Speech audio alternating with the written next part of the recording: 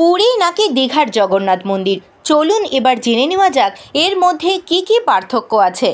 একই জগন্নাথ দেব, কিন্তু দুই শহরে দুই জগন্নাথ দেবের মন্দির। পুরী বনাম দীঘা, কোনটা আপনাদের বেশি পছন্দের? পুরীর মন্দির প্রায় 800 বছরের পুরনো, আর দীঘার মন্দির একেবারেই নতুন, 2023 সালের তৈরি। পুরী হলো তীর্থভূমি, আর দীঘা সি বিচের পাশে ভ্যাকেশন বা ছুটি কাটানোর পারফেক্ট স্পট।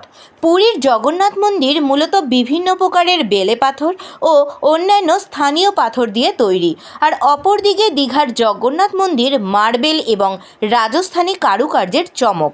পুরীর মন্দিরে শুধুমাত্র হিন্দুরাই যাতায়াত করতে পারেন, আর অন্যদিকে দীঘার জগন্নাথ মন্দির সব জাতির জন্য।